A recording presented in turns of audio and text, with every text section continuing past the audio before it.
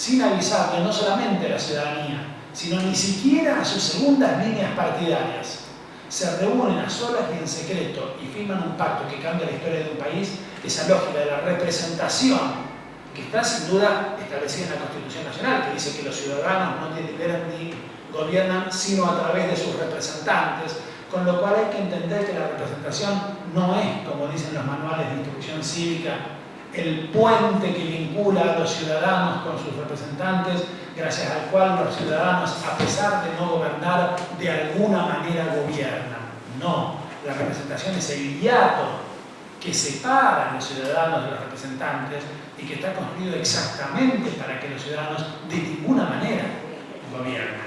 Hay que leer El Federalista de Hamilton, Madison y Jay, ese tratado político extraordinario que escriben estos tres grandes pensadores norteamericanos, uno de los cuales llegaría después a presidente de los Estados Unidos, otro de los cuales llegaría después a secretario del Tesoro de los Estados Unidos, tres cabezas extraordinarias, ¿no?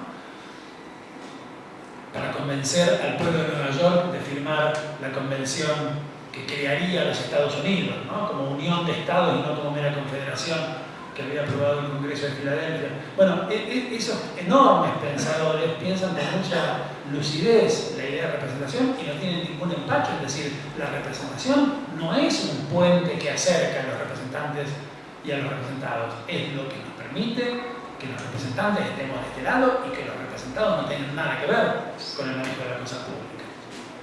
Pues bien, con el triunfo de esa lógica de la representación, que me parece que se cristaliza de modo particularmente dramático el día de la firma del Pacto de Olivos, en que el pueblo no es convocado en absoluto a protagonizar ni a enterarse, sino después de un hecho que cambiaría su vida, me parece que se inicia otro periodo en la historia de los modos de nombrarse la idea de democracia en la Argentina, que es lo que me gusta llamar la democracia como rutina, ¿sí? No ya como orden, como con los militares, no ya como utopía, como con Alfonsín, sino como rutina. Es decir, de algún modo la transición a la democracia había terminado, había dado un resultado que si uno no le pide demasiado a la vida, nadie diría que es poca cosa, que todos sabíamos que cada 2 años podíamos votar a nuestros representantes, que en principio no nos participaban en las comisarías, sobre todo si pertenecíamos a las clases medias urbanas,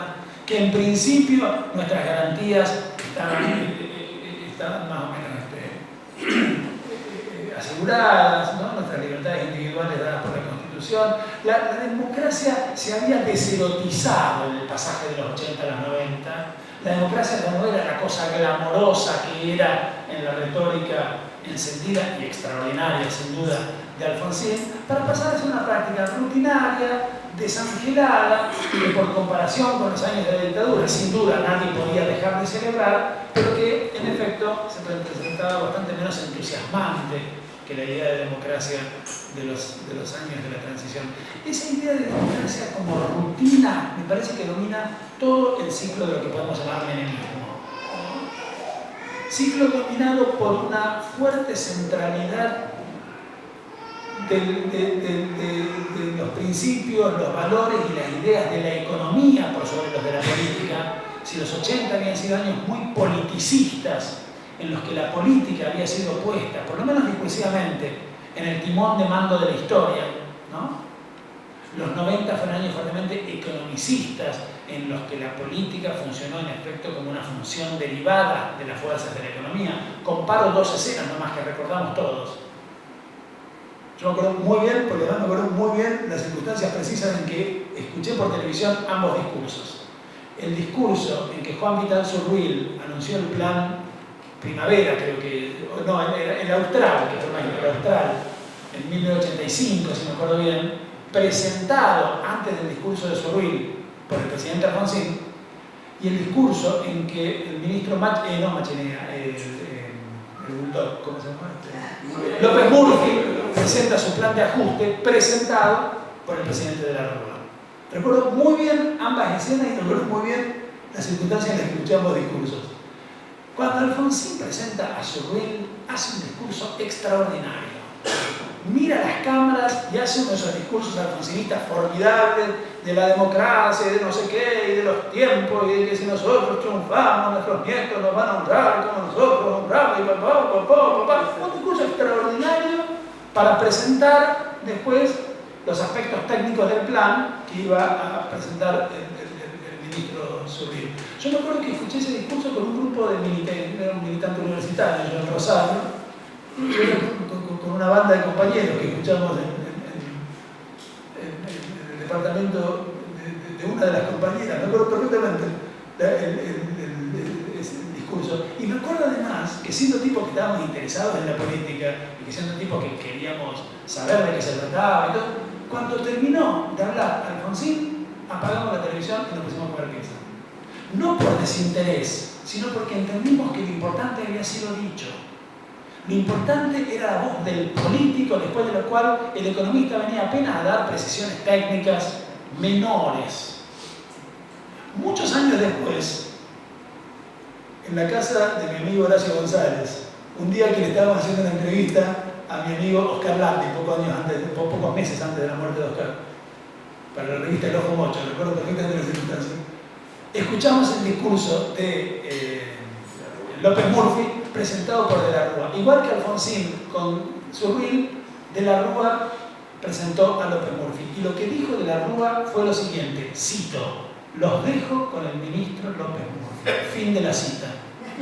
Quiero decir, me parece que entre la primera escena y la segunda es interesante ver el pasaje de una década de centralidad de la política, ¿no? Y de absoluta subordinación a los imperativos de la política, de la palabra técnica de los economistas, a una situación de absoluta centralidad de la voz técnica, es decir, ideológica, de los economistas y una absoluta subordinación del lenguaje valorativo de los políticos, ¿no?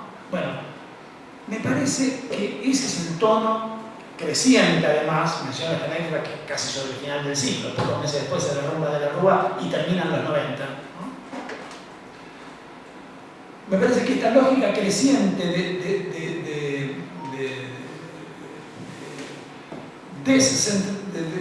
descentramiento de la política, ¿no? y de reemplazo de la lógica de la política por la lógica técnica de la economía, y como solía decir Landi, ya que lo estoy mencionando, me pongo medio melancólico, Landi decía que en los 90 la política había sido colonizada por dos tipos de lenguajes y de retóricas de carácter técnico: el lenguaje técnico de la economía y el lenguaje técnico de los medios, ¿no?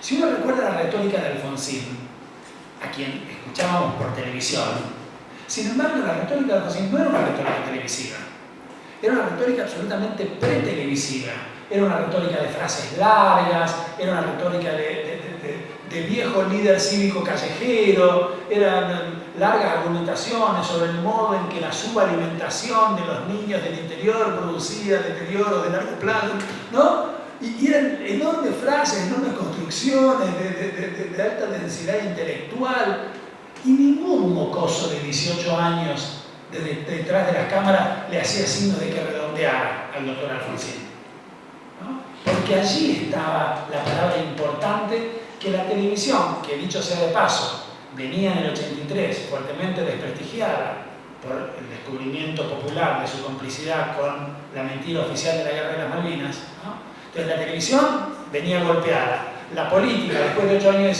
de silencio, venía arriba. La televisión funcionó durante esos años de la transición como un altoparlante de la voz de los políticos que nos llevaba al living de nuestras casas. Cuando desde arriba del balcón de la Casa de Gobierno, el más importante de esos líderes políticos, en la tarde del domingo de Semana Santa de 1987, nos macaneó de lo lindo, nos dijo que no había pactado y había pactado, y todos lo sabíamos, la palabra política empieza a perder la verosimilitud que había tenido hasta entonces. Acuérdense de ese gran hecho discursivo de la campaña de Alfonsín en 1983, cuando denuncia el pacto militar sindical. Eso es una genialidad, no porque ese pacto haya existido desde el punto de vista empírico. Desde el punto de vista empírico, ese pacto no existió, no se juntaron a una mesa militar y sindicalista para decir a ver cómo definimos este país. Pero desde el punto de vista simbólico, la idea de un pacto secreto, ominoso, que se retaseaba la luz pública entre las dos corporaciones, que por otro lado eran los nombres de las dos patas del peronismo, ponían el pasado a militares, sindicalistas y peronistas y ponían como el nombre del futuro a esa palabra, la luz del día, que era la palabra de Alfonsín. Cuando la palabra, la luz del día de Alfonsín, a la luz del día nos macanea y nos dicen, no, fui allí, estuvimos charlando todo re bien, rendición incondicional, quédense tranquilo, y 4 días después hace ese discurso, el discurso de las ojeras, que es un discurso interesantísimo de las ojeras, ¿no? Un discurso interesantísimo porque Alfonsín con la boca decía que la democracia está fuerte y por eso podemos dar la obediencia debida, y con las ojeras decía al mismo tiempo mentira. Ustedes saben que yo tengo que decir lo que digo con la boca, pero ustedes saben que la democracia está en peligro, así que no me jodan, bánquense, fúmense la ley de obediencia debida. Cuando la palabra política revela esa duplicidad y se revela no estando a la altura de la promesa de transparencia implícita en la denuncia del pacto militar sindical de unos años antes, la relación entre política y televisión empieza a cambiar en la Argentina. Y los políticos desprestigiados ahora y una televisión represtigiada ahora empiezan a modificar su contrato. Y los 90 son años en los que asistimos a la patética fila de políticos esperando su turno para comer fideos con Tato Bores, para ir a la cama con Moria Kazán, para almorzar con Mirta Legrand. Recuerdo una contratapa de José Luna en Página 12 muy graciosa que se titulaba ¿Hay que ir a la cama con Moria Kazán? Bueno, el chiste era porque había un programa de televisión que algunos de ustedes recordarán que se llamaba A la cama con Moria, ¿no? Donde Moria atendía con una especie de sabillé, así, no sé qué cosa, a políticos, ¿no? que casi invariablemente se distraían, no se podían mantener concentrados, no respondían bien. El Pato Galvarini diciendo una tontería, ahora no sabía dónde mirar al Pato Galvarini, porque a donde mirara estaba Moria además. El único que se manejó muy canchero en esa situación fue el viejito Juan Carlos Pugliese. Exactamente. Sí, que se manejó muy bien en esa situación, el viejito pícaro, de vuelta de todo. Pero entonces allí Pepe Nun se preguntaba, ¿hay que ir a la cama con Moria? La pregunta más de fondo era, ¿la política debe rendir la especificidad de su discurso a las reglas, la lógica, la retórica, los tiempos de la televisión? ¿No? Bueno, todo esto es para decir, en los 90 la política en efecto rinde las armas de su autonomía, de sus propias formas discursivas e intelectuales a la doble colonización, por un lado el discurso técnico de la economía, por otro lado de la retórica espectacular de la televisión. Recomiendo mucho el precioso libro de mi amigo Ricardo Aronskin que se llama Riesgo País. Es un libro muy importante, Riesgo País, en el que por supuesto no se estudia por qué sube y por qué baja ese número que no mide nada, que no quiere decir nada, que es un invento de 4 yuppies que tienen sus oficinas en Nueva York y el más viejo de los cuales tiene 26 años. No sirve para nada el riesgo país, no indica nada el riesgo país. Lo que indica lo indica mal. ¿Y saben qué es lo que indica? El riesgo que tienen los acreedores de un país de cobrar la deuda de ese país. Ricardo Aronskin se pregunta, ¿cómo puede ser que durante los años 90 nos hayamos levantado con palpitaciones esperando por Dios que el riesgo país, es decir, el riesgo de nuestros enemigos, no fuera más alto que el día anterior? Nunca fuimos más coloniales, nunca estuvimos más colonizados, como cuando nos levantábamos todas las mañanas preguntando la hora, la temperatura, la humedad y el riesgo país. Bueno, esos años son los años en los que la democracia ya no se nos presentaba como un orden, como con los militares, ya no se nos presentaba como una utopía, como con Alfonsín, sino que se nos presentaba como una pura y desangelada rutina, que salta por los aires, como todos sabemos, a fin del 2001, ¿no? En un proceso que encuentra allí su coronación, pero que es un proceso más largo que eso también lo sabemos ahora. En su momento no la vimos venir. Y allí hay algo para decir también sobre la impotencia de las ciencias sociales y políticas argentinas, que se enteraron de la existencia de la movilización social de los sectores más postergados de la sociedad argentina, cuando esos sectores empezaban a hacer ruido abajo de sus oficinas en la calle Marcelo Pedralbea. Pero no importa, perdonémonos retrospectivamente la vida a nosotros mismos. Como sea, en diciembre del 2001, un tremendo estremecimiento de la vida política argentina termina muy drásticamente con un ciclo y con un modo de pensarse la política en general y la democracia en particular, y se inaugura una cuarta etapa. Después de la democracia como orden, después de la democracia como utopía, después de la democracia como rutina, me gusta a mí hablar allí de un breve periodo, muy breve, en el que pensamos la democracia como un espasmo participativo. Si el principio de la democracia como orden es la lucha contra la corrupción, contra el populismo y contra la anarquía, si el principio de la democracia como utopía es la lucha por la libertad liberal, si el principio de la democracia como rutina es la resignación frente a que no se le puede pedir otra cosa al mundo de la política, el principio de la democracia como espasmo es la participación popular deliberativa y activa. Lo digo a propósito con estos dos adjetivos calificativos que son los que usan la crítica canadiense, ¿no? Una politóloga canadiense que a mí me gusta mucho, que se llama Carol Bateman, que tiene por ahí un libro muy interesante que se llama Una crítica de la teoría política liberal, y que cada vez que usa la palabra participación le agrega estos dos calificativos: deliberativa y activa. Es decir, la participación para hacerlo tiene que ser participación en las discusiones. No vale que aparezca una publicidad en la televisión que diga: señor vecino, participe usted también, hágase usted mismo su propia cloaca. No, eso no es participación. Eso es que el Estado se está responsabilizando de una función que le compete. Participar es participar en las discusiones, es participar en los debates, es participar en la formulación de los problemas y en el encuentro de las soluciones. Y activa, es decir, que el resultado de esa deliberación se convierta en política pública. Porque tampoco es participar, que nos metan a todos en un galpón y que nos digan discutan, métanle, ustedes discutan todo, y después eso no tengan ningún, ¿no? La participación para hacerlo tiene que ser participación en los debates, deliberativa, y tiene que convertirse en política pública, activa. Y el alfonsinismo en su momento había coqueteado con esa idea. La palabra participación la usaba mucho Alfonsín. Era uno de los tres elementos de aquel tridente, de aquel trípode sobre el que se sostenía la democracia, del que hablaba Carlos Nino, un gran jurista argentino que había sido asesor de Alfonsín, ¿no? La participación. Pero es cierto que Alfonsín, cuando tuvo que elegir entre la participación y la representación, se quedó con la representación, ¿no? Es decir, lo digo de otro modo un poquito más político-lógico, cuando tuvo que elegir entre la libertad negativa, que es la libertad del individuo frente a los poderes externos, y la libertad positiva, que es la libertad de los individuos para participar, se quedó con la libertad negativa frente a la libertad positiva. Entonces, el 2001 es de alguna manera como el retorno de lo reprimido de aquella promesa incumplida del alfonsinismo. Es como la toma de revancha por tantos años de no participación popular que de repente se manifiesta en las plazas, en las calles, en las esquinas, en los cafés, en la fábrica recuperada, en la parroquia, en la escuela, en los centros de estudiantes. Por supuesto, ese periodo es muy breve. Los espasmos suelen ser intensos y breves.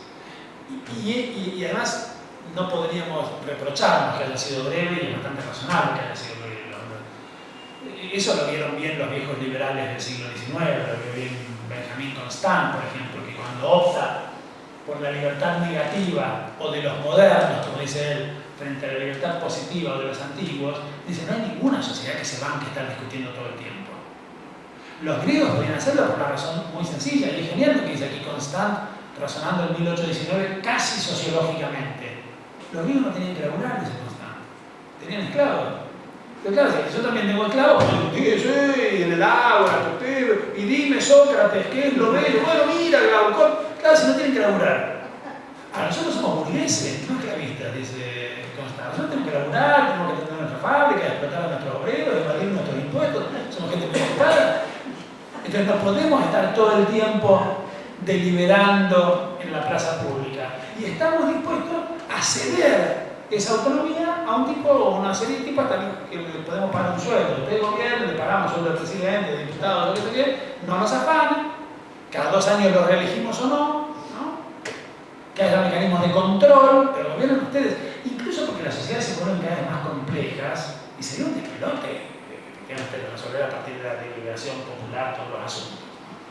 Entonces, ese espasmo, ese ratito de la vida política argentina en la que todos sentimos algo así como que volvíamos a ser por un momento dueños de nuestro destino colectivo, duró muy poco, muy poco. Creo que una mirada entusiasta podría decir que duró 2 o 3 meses, pero es posible que haya sido menos.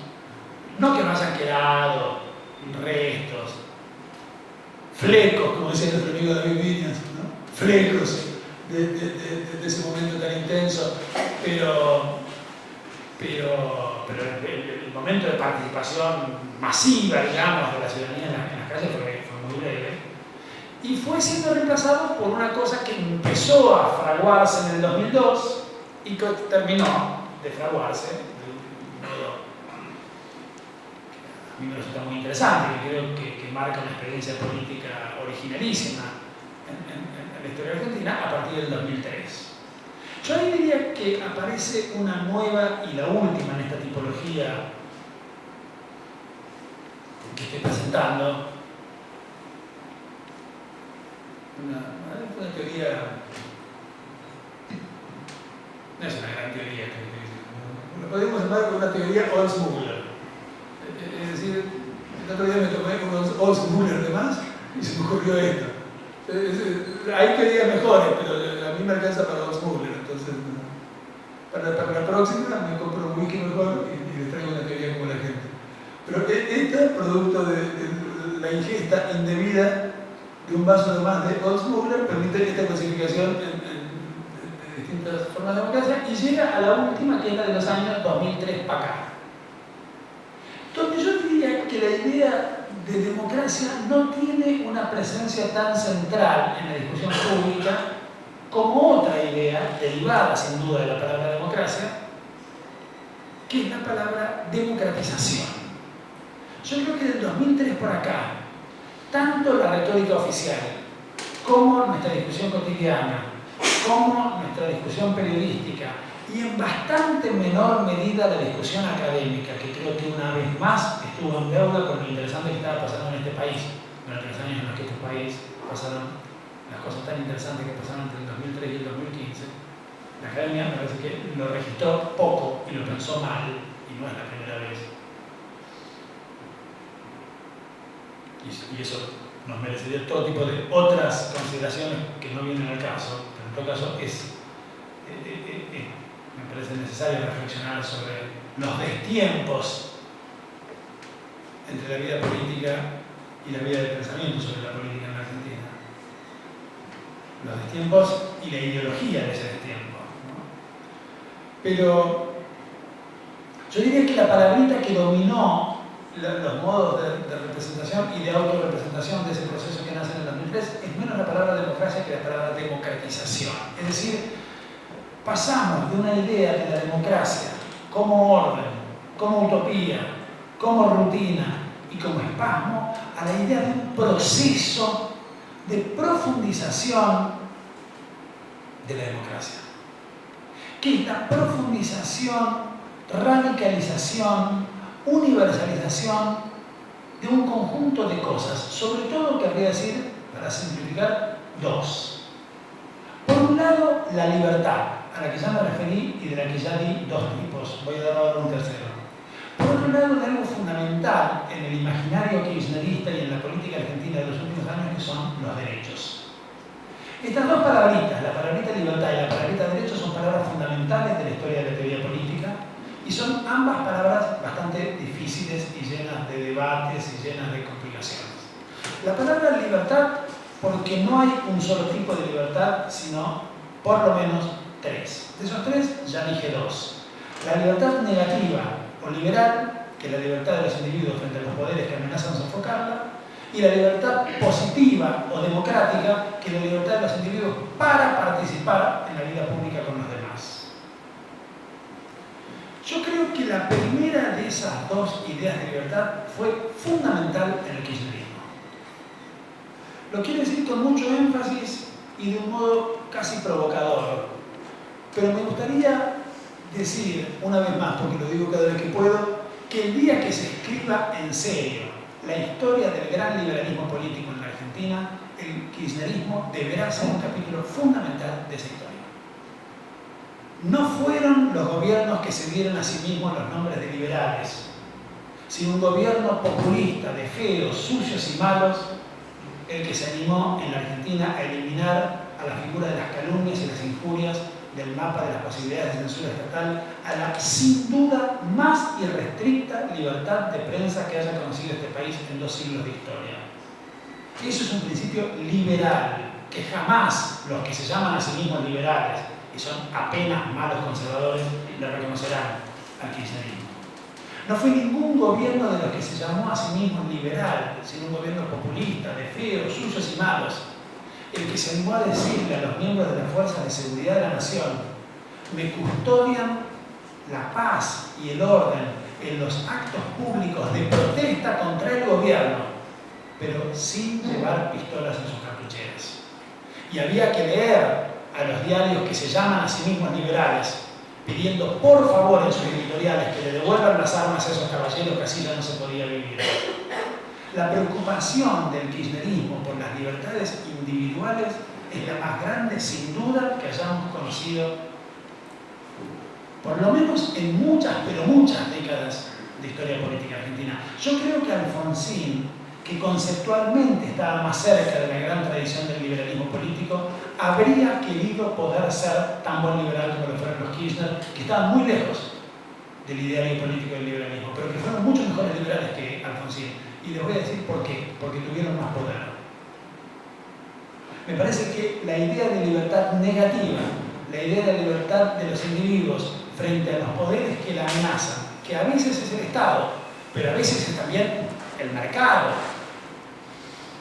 la garantía del derecho a la comunicación que establece la muy buena ley de servicios de comunicación audiovisual, filosóficamente muy buena, muy bien inspirada en los grandes principios del liberalismo político, defiende la libertad de los emisores y de los receptores de medios masivos de comunicación, de los emisores y de las audiencias, de los sujetos individuales y de los sujetos colectivos, no solamente de las interferencias del Estado, sino también de las prepotencias de un mercado oligopólico o monopólicamente organizado. Ahí también hay una amenaza para la libertad negativa que el kirchnerismo trató de combatir y le salió más o menos.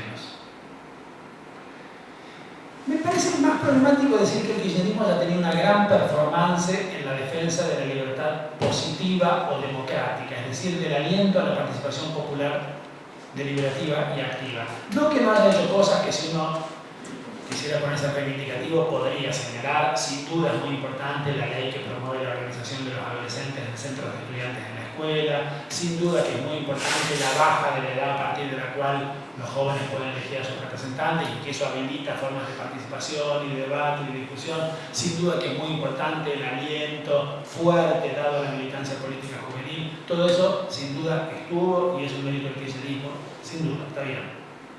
Dicho eso, yo por lo menos llamaría la atención sobre cierta tensión que es posible encontrar entre lo que voy a llamar el componente jacobino que tuvo el kirchnerismo, que quizás haya sido un componente inevitable, no solo porque forma parte del ADN de los populismos latinoamericanos, sino porque cuando asume el kirchnerismo el poder político en la Argentina y Néstor Kirchner sale al balcón y mira para abajo la sociedad que encuentra, es una sociedad desarmada en la que él no cuenta con ningún actor social, es decir, el único actor social ahí es el Estado, el único actor con condiciones de hacer alguna cosa no es Perón, que salía del balcón y veía abajo a un movimiento organizado de trabajadores. Es un tipo que sale al balcón y ve abajo la nada misma. En esa circunstancia, el jacobinismo es casi un imperativo, ¿no? Entonces, no quiero aquí hacer una condena tonta del jacobinismo-kirchnerismo. Quiero decir que entre esa necesidad histórica sumado a los componentes caracterológicos de los personajes en cuestión, sobre todo de uno de ellos, no voy a decir cuál, que inhibe fuertemente, sin duda, la participación, que por otro lado retóricamente alienta, ¿no? Entre esas características y la participación popular, deliberativa, activa, efectiva, hay un problema. Yo creo que el kirchnerismo tuvo ese problema, ¿no? El kirchnerismo tuvo ese problema y lo pagó a ese problema en 2008, ¿no? Cuando la que Leggeri además se aviva de que ese es un problema. El famoso sola no puedo de Cristina, que es posiblemente una de sus mejores frases, ¿no? Es muy interesante, pero revela también los límites que ella comprende que tiene un cierto modo de conducción, que no abandonó, te puedo decir esa frase. Pero hay un tercer tipo de libertad que yo quiero mencionar aquí, que a mí me parece que es muy importante. Es un tipo de libertad del que se viene ocupando mucho la historia de las ideas, la historia de la filosofía. A mí me interesa mucho una serie de historiadores de una escuela inglesa, la escuela de Cambridge, ¿no? Tipos extraordinarios, John Pocock, Quentin Skinner, sobre todo Skinner, esto en particular que voy a decir ahora, ¿no?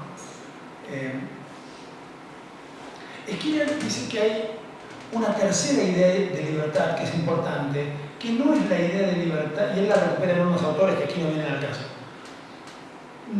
No es la idea de libertad del individuo frente a los poderes que pueden asfixiarla, ni la idea de libertad del individuo para participar en la vida pública, sino que es la idea de libertad que parte de entender que ningún individuo puede ser libre en un país que no es libre. Es decir, que la libertad no es solamente una cosa individual, sino que es una cosa pública, una res pública. A esa idea sobre la libertad, Skinner la llama idea republicana de libertad. Y es la idea de libertad colectiva de un pueblo. Si tuviéramos que traducir bruscamente esta expresión, que dicha así parece medio sofisticada, medio de historia de las ideas, idea republicana de libertad, a nuestro lenguaje político corriente, yo traduciría esta idea republicana de libertad por soberanía. Y yo creo que el kirchnerismo tuvo una preocupación fuerte y típicamente republicana por esta forma de la libertad.